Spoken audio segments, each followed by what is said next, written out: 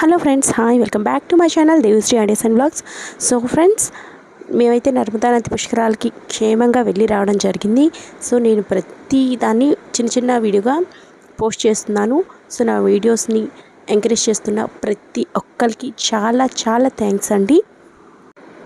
So friends, ఇంతవరకు కూడా నేను షార్ట్స్ రూపంలో వీడియోస్ అప్లోడ్ చేయడం జరిగింది.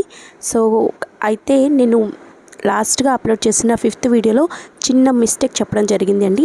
అది రికవర్ చేసుకోవడం కోసమే ఇలా లెంతీగా వీడియో చేయాలని ఫిక్స్ అయ్యాను. సో అదేంటో చెప్తాను. సో ఇదైతే ఫస్ట్ మేము టూర్ దిగిన నెక్స్ట్ డే వెళ్ళింది ఉజ్జయిని మహాకాళేశ్వర స్వామివారి టెంపుల్ అండి. సో నెక్స్ట్ అయితే మేము సాందీపని మహాముని ఆశ్రమానికి వెళ్ళడం జరిగింది. అక్కడి నుంచి వెళ్ళింది మంగళనాథ్ స్వామివారి ఆలయం అండి. సో నేను చెప్పడం మంగళనాథ్ స్వామివారి అని చెప్పాను, విజువల్స్ కూడా ఇదే చూపించాను. ఇది మంగళనాథ్ స్వామివారు యొక్క రూపం అండి.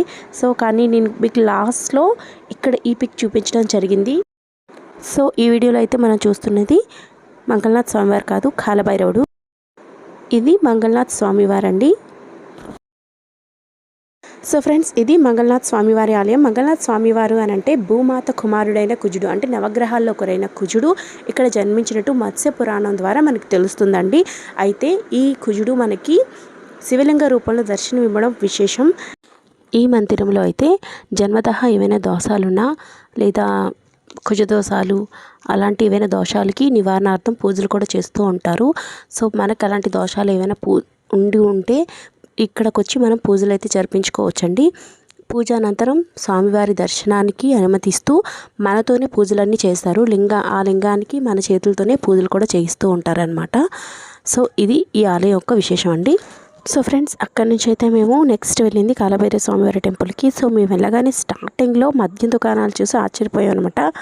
ప్యూర్ విత్ క్వాలిటీ అని అంటే అబ్బా ఏంటిది స్వామివారి గుడిలో మద్యం అని అనుకున్నాము. కానీ అక్కడ జరిగిన అసలు విషయం ఏంటి అంటే ఇక్కడ ఈ కాలభైరవ స్వామివారికి మద్యం కూడా ప్రసాదంగా సమర్పిస్తూ ఉంటారనమాట. సో అది ఇక్కడైతే చూసారా, జనాలు విపరీతంగా అయితే ఉన్నారు. ఇక్కడ ఇల్లి సందు మధ్యలో చూడండి పావురం ఎలా మేడ ఉంచి చూస్తుందంటే అందరూ క్రమశిక్షణగా వస్తున్నారా లైన్ ఏమైనా తప్పిపోతున్నారు అన్నట్టు భలే చూస్తుంది. భలే కామెడీగా అనిపించింది. సో ఫ్రెండ్స్, ఇక్కడ మనకు కనబడుతున్నాయి ఇవి దీపస్తంభాలు అనమాట. ఇక్కడ దీపాలు వెలిగిస్తారు. స్తంభం అంతా మొత్తం దీపాలు వెలిగిస్తే చూడడానికి భలే ఉంటుంది. ఇక్కడ కాలభైరవ స్వాముల వారు ఉజ్జయిని యొక్క సంరక్షణ దేవతగా అయితే పూజలు అందుకుంటున్నారు. అలాగే కాలభైరవుడి ఆరాధన సాంప్రదాయబద్ధంగా కాపాలిక మరియు అఘోర శాఖలో ప్రసిద్ధమైనది. ఇక్కడ మద్యం ప్రసాదంగా ఇస్తున్నారంటే పంచమకార అని పిలువబడే 5 తాంత్రిక కర్మల్లో ఒకటిగా ఆలయ దేవతకు మద్యం అందించడం జరుగుతుందండి. సో ఇది ఫ్రెండ్స్ కాలభైరవ స్వామివారి యొక్క హిస్టరీ. సో ఫ్రెండ్స్, నేనైతే మీకు మంచి ఇన్ఫర్మేషన్ ఇచ్చానని అనుకుంటున్నాను. మీకు మంచి ఇన్ఫర్మేషన్ అందించాను అని అనుకుంటే సో ప్లీజ్ లైక్ చేయండి. సో అక్కడ నుంచి ఇంకెక్కడెక్కడికి వెళ్ళి ఏ టెంపుల్స్ చూసామనేది నెక్స్ట్ వీడియోలో పోస్ట్ చేస్తాను. Finally please subscribe.